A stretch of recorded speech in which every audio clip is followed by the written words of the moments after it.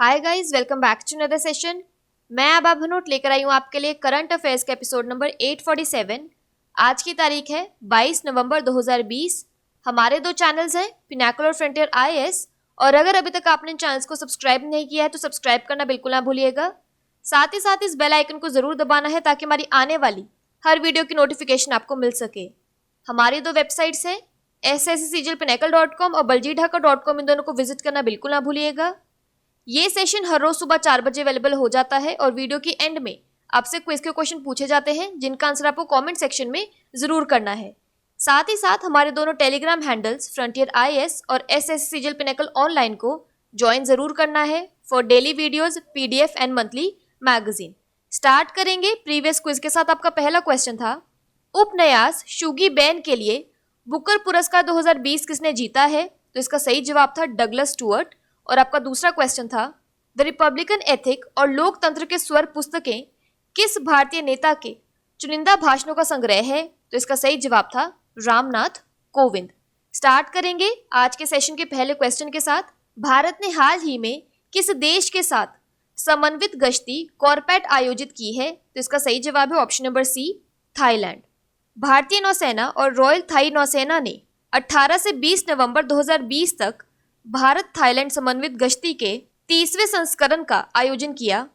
INS करमुक और एचटीएमएस कराबुरी ने Dornier maritime petrol aircraft के साथ समन्वित गश्ती कॉर्पेट में भाग लिया है। समुद्री संपर्क को मजबूत करने के लिए दोनों देश नौसेना 2005 से एक वर्ष में 2 बार समन्वित गश्ती कर रहे हैं। यह अवैध मछली पकड़ने, मादक पदार्थों की तस्करी, समुद्री आतंकवाद, सशस्त्र डकैती और चोरी को रोकने और दबाने में मदद करेगा। सागर विजन के तहत भारतीय नौसेना ने EEZ निगरानी और मानवीय सहायता और आपदा राहत HADR के साथ हिंद महासागर क्षेत्र के देशों की सहायता की है। यहाँ पर कोई रिवीजन की बात करें तो अभ्यास मैत्री भारतीय सेना और रॉयल थाई सेना के बीच एक द्विपक्षीय वार्षिक अभ्यास है। बात करें थाईलैंड की तो इसकी कैपिटल है बैंकॉक और करेंसी है थाई बात। अगला प्रश्न है, भारत ने किस देश के साथ OECD म्यूचुअल एग्रीमेंट प्रक्रिया 2019 पुरस्कार जीता है? तो इसका सही जवाब है option number B, Japan. Bharat Japan के बीच हुई उच्च स्तरीय साझेदारियों को वर्ष 2019 का OECD म्यूचुअल एग्रीमेंट प्रक्रिया पुरस्कार से नवाजा गया है। दूसरे कर निश्चितता दिवस पर OECD ने इस पुरस्कार की घोषणा की। यह पुरस्कार ट्रांसफर प्राइसिंग मामलों के लिए कानूनी समझौतों को लेकर भारत और जापान के बीच हुए करारों के लिए दिया गया। भारत जापान म्यूचुअल एग्रीमेंट प्रक्रिया MAP सहयोग का पुरस्कार भारत में व्यापार करने वाली जापानी कंपनियों के लिए कर निश्चितता और प्रभावकारी विवाद समाधान तंत्र प्रदान करने के लिए भारत की प्रतिबद्धता को प्रदर्शित करता है। बात करें जापान की तो इसकी कैपिटल है टोक्यो और करेंसी है येन। अगला प्रश्न है, विश्व बैंक की पूर्व अर्थशास्त्री माया संडू किस देश की पहली महिला राष्ट्रपति बनी है? तो इसका सही जवाब है ऑप्शन नंबर ए, मोल्दोवा। विश्व बैंक की 48 वर्षीय पूर्व अर्थशास्त्री माया संडू को party of action and solidarity से मोल्दोवा का राष्ट्रपति चुना गया है। उन्होंने 57.72% वोट के साथ मोल्दोवा के 2020 के राष्ट्रपति चुनाव में जीत हासिल की। वह मोल्दोवा की राष्ट्रपति के रूप में चुनी जाने वाली पहली महिला हैं और वे 23 दिसंबर 2020 को पद ग्रहण करेंगी।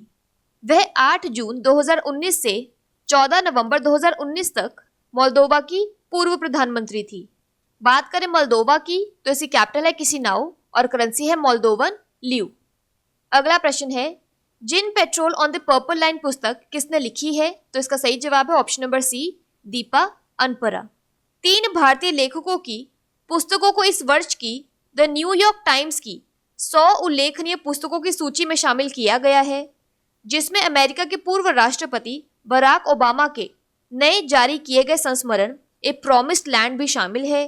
The New York times book review के संपादकों ने दुनिया भर के 100 उल्लेखनीय उपन्यास, कविता और नॉन फिक्शन पुस्तकों की सूची तैयार की है। प्रतिष्ठित सूची में भारत में जन्मी मेघा मजूमदार की fiction a burning, Deepa Anappara की djinn patrol on the purple line शामिल है। सामंत सुब्रमण्यम की a dominant character the radical science and restless politics of JBS Haldane शामिल है। इस सूची में ब्रिटिश भारतीय लेखक हरि कुंजरू की रेड पिल भी शामिल है। अगला प्रश्न है, भारत सरकार ने विश्व बैंक के साथ किस राज्य के एकीकृत परिवहन परियोजना के कार्यान्वयन के लिए एक समझौते पर हस्ताक्षर किए हैं? तो इसका सही जवाब है option number A, Meghalaya. Bharat सरकार, मेघालय सरकार और विश्व बैंक ने मेघालय के परिवहन क्षेत्र में सुधार और आधुनिकीकरण के लिए 120 मिलियन अमेरिकी डॉलर की एक परियोजना पर हस्ताक्षर किए हैं। यह मेघालय के उच्च मूल्य वाले कृषि और पर्यटन के लिए अपनी विशाल विकास क्षमता का दोहन करने में मदद करेगा। International bank for reconstruction and development IBRD से 120 मिलियन डॉलर का ऋण 14 साल की परिपक्वता अवधि के लिए दिया जाएगा, जिसमें 6 साल का ग्रेस पीरियड शामिल है। International bank of reconstruction and development IBRD विश्व बैंक द्वारा प्रशासित एक डेवलपमेंट बैंक है। यहाँ पर एडिशनल इन्फॉर्मेशन की बात करें तो Delhi, Ghaziabad, Meerut regional rapid transit system RRTS के लिए भारत सरकार के आवास और शहरी मामलों के मंत्रालय और राष्ट्रीय राजधानी क्षेत्र परिवहन निगम लिमिटेड ने न्यू डेवलपमेंट बैंक NDB के साथ 500 मिलियन के ऋण समझौते पर हस्ताक्षर किए हैं। बात करें मेघालय की तो इसकी कैपिटल है शिलोंग, CM है कोनराड संगमा और गवर्नर है सत्यपाल मलिक। अगला प्रश्न है, ब्राइबरी रिस्क मैट्रिक्स इंडेक्स 2020 में भारत का रैंक क्या है? तो इसका सही जवाब है ऑप्शन नंबर C, 77। भारत को व्यापार रिश्वत जोखिमों की विश्व सूची ट्रेस ब्राइबरी रिस्क मैट्रिक्स 2020 में 77वें स्थान पर रखा गया है। भारत ने वैश्विक सूची 2020 में 45 का स्कोर हासिल किया है, जो व्यापार रिश्वत जोखिमों को मापता है। इसमें भारत की रैंक 2019 में 78वीं रही थी। यह भारत के पड़ोसी देशों बांग्लादेश, पाकिस्तान, नेपाल और चीन के मुकाबले में बेहतर प्रदर्शन था। हालांकि भूटान ने भारत की तुलना में बेहतर प्रदर्शन किया और सूची में 48वां स्थान प्राप्त किया। इस सूचकांक में उत्तर कोरिया, तुर्कमेनिस्तान, दक्षिण सूडान, वेनेजुएला और इरिट्रिया में सबसे अधिक वाणिज्यिक रिश्वतखोरी जोखिम वाले देश रहे, जबकि डेनमार्क, नॉर्वे, फिनलैंड, स्वीडन और न्यूजीलैंड ने सबसे कम रिश्वतखोरी जोखिम वाले देशों का तमगा हासिल किया। ट्रेस मैट्रिक्स सूची को ट्रेस इंटरनेशनल द्वारा जारी किया जाता है, जो एक एंटी रिश्वत मानक सेटिंग संगठन है जो 194 देशों, क्षेत्रों और स्वायत्त और अर्ध स्वायत्त क्षेत्रों में व्यापार रिश्वत जोखिमों को मापता है। अगला प्रश्न है, अफ्रीकी औद्योगिकरण दिवस कब मनाया जाता है? तो इसका सही जवाब है ऑप्शन नंबर बी, 20 नवंबर। प्रत्येक वर्ष 20 नवंबर को अफ्रीका औद्योगिकरण दिवस अफ्रीका इंडस्ट्रियलाइजेशन डे के रूप में मनाया जाता है। यह एक समय है जब कई अफ्रीकी देशों में सरकारें और अन्य संगठन अफ्रीका के औद्योगिकरण प्रक्रिया को प्रोत्साहित करने के तरीकों का आकलन करने में जुटे हैं। साथ ही यह अफ्रीका में औद्योगिकरण की समस्याओं और चुनौतियों पर दुनिया भर की मीडिया का ध्यान आकर्षित करने का एक अवसर है। अफ्रीका के दूसरे औद्योगिक विकास दशक 1991 से 2000 के फ्रेमवर्क के तहत संयुक्त राष्ट्र महासभा ने 1989 में 20 नवंबर को अफ्रीका औद्योगिकरण दिवस मनाए जाने की घोषणा की थी। तब से संयुक्त राष्ट्र द्वारा अफ्रीका के औद्योगिकीकरण के महत्व और महाद्वीप द्वारा सामना की जाने वाली चुनौतियों के बारे में जागरूकता बढ़ाने के लिए दुनिया भर में इस दिन विभिन्न कार्यक्रमों का आयोजन किया जाता है। यहाँ पर एडिशनल इन्फॉर्मेशन की बात करें तो हर साल 21 नवंबर को दुनिया भर में विश्व टेलीविजन दिवस के रूप में मनाया जाता है। यह दिन प्रसारण मीडिया की भूमिका को चिन्हित करने के लिए मनाया जाता है। अगला प्रश्न है, ग्रीन क्लाइमेट फंड ने हाल ही में किस देश के ग्रीन हाउस गैस उत्सर्जन कटौती लक्ष्य को पूरा करने के लिए $256 मिलियन अनुदान की मंजूरी दी है? तो इसका सही जवाब है option number A, Bangladesh. Green climate fund ने पेरिस समझौते के तहत ग्रीन हाउस गैस उत्सर्जन में कमी के लक्ष्यों को पूरा करने के लिए बांग्लादेश को अनुदान और ऋण में $256 मिलियन की मंजूरी दी है। ग्रीन क्लाइमेट फंड की स्थापना 2010 में जलवायु परिवर्तन पर संयुक्त राष्ट्र फ्रेमवर्क कन्वेंशन UNFCCC के तहत की गई थी, जो विकासशील देशों को अपने कार्बन उत्सर्जन को कम करने में मदद करने के लिए दुनिया का सबसे बड़ा समर्पित कोष है।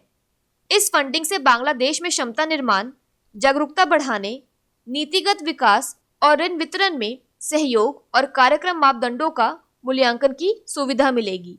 बात करें बांग्लादेश की तो इसकी कैपिटल है ढाका और करेंसी है बांग्लादेशी टका। अगला प्रश्न है, भारतीय मूल के मेघनाथ देसाई ने हाल ही में किस देश की विपक्षी पार्टी से इस्तीफा दिया है? तो इसका सही जवाब है ऑप्शन नंबर बी, ब्रिटेन। भारतवंशी अर्थशास्त्री और लेखक लॉर्ड मेघनाथ देसाई ने ब्रिटेन की विपक्षी लेबर पार्टी छोड़ दी है। उन्होंने पार्टी पर नस्लवाद से प्रभावी तरीके से निपटने में विफल रहने का आरोप लगाते हुए इस्तीफा दिया है। अब वह ब्रिटिश संसद के उच्च सदन में एक निर्दलीय के तौर पर बैठेंगे। ऐसा करने के पीछे मूल वजह पूर्व पार्टी नेता जेरेमी कॉर्बिन को दोबारा पार्टी में शामिल करना है। अगला प्रश्न है, निम्नलिखित में से कौन सा देश फाइव आइज गठबंधन का हिस्सा नहीं है? तो इसका सही जवाब है option number A, Bharat. Five eyes समूह में अमेरिका के अलावा ऑस्ट्रेलिया, कनाडा, न्यूजीलैंड और ब्रिटेन शामिल है। हाल ही में इन 5 देशों के विदेश मंत्रियों ने हांगकांग के निर्वाचित जनप्रतिनिधि को अयोग्य करार देने के लिए चीन द्वारा लागू किए गए नए नियम के संबंध में अपनी गंभीर चिंता दोहराई है। राष्ट्रीय सुरक्षा कानून लागू करने एवं सितंबर में होने वाले विधान परिषद चुनाव को स्थगित किए जाने के बाद इस फैसले ने हांगकांग की उच्च स्तर की स्वायत्तता एवं अधिकारों और स्वतंत्रता को कमजोर कर दिया है। उन्होंने बीजिंग को अपने फैसले को उलटने के लिए बुलाया है। पिछले हफ्ते बीजिंग ने शहर के अधिकारियों के असंतोष को रोकने के लिए नई शक्तियां देने के बाद हांगकांग ने अपने विधायिका से 4 विपक्षी सदस्यों को निष्कासित कर दिया था। बात कर लेते हैं आज के सेशन की क्विक समरी की। तो इंडिया ने थाईलैंड के साथ मिलकर एक कॉर्पोरेट आयोजित किया है। OECD mutual agreement procedure 2019 award India और जापान को दिया गया है। माया संडू मोल्दोवा की पहली विमेन प्रेसिडेंट बनी है। Djinn patrol on the purple line book Deepa Anappara ने लिखी है। गवर्नमेंट ऑफ इंडिया और वर्ल्ड बैंक ने मेघालय में इंटीग्रेटेड ट्रांसपोर्ट प्रोजेक्ट बनाने के लिए एक समझौते पर हस्ताक्षर किए हैं। ब्राइबरी रिस्क मैट्रिक्स 2020 इंडेक्स में इंडिया 77वें पोजीशन पर है। अफ्रीका इंडस्ट्रियलाइजेशन डे नवंबर 20 को मनाया जाता है। ग्रीन क्लाइमेट फंड ने बांग्लादेश को $256 मिलियन का ग्रांट दिया है। मेघनाथ देसाई ने यूके की ऑपोजिशन पार्टी से इस्तीफा दिया है। और फाइव आइज अलायंस में शामिल है यूएस, ऑस्ट्रेलिया, ब्रिटेन, कनाडा और न्यूजीलैंड। बात कर लेते हैं आज के सेशन के क्विज फॉर द डे की। आपका पहला क्वेश्चन है, भारतीय मूल के मेघनाथ देसाई ने हाल ही में किस देश की विपक्षी पार्टी से इस्तीफा दिया है? और आपका दूसरा क्वेश्चन है, भारत ने किस देश के साथ OECD म्यूचुअल एग्रीमेंट प्रक्रिया 2019 पुरस्कार जीता है? और अगर अभी तक आपने हमारे चैनल को सब्सक्राइब नहीं किया है तो सब्सक्राइब करना बिल्कुल ना भूलिएगा। साथ ही साथ इस बेल आइकन को जरूर दबाना है ताकि हमारी आने वाली हर वीडियो की नोटिफिकेशन आपको मिल सके। हमारी दोनों वेबसाइट्स sscglpinnacle.com और baljidhaka.com को विजिट करना बिल्कुल ना भूलिएगा।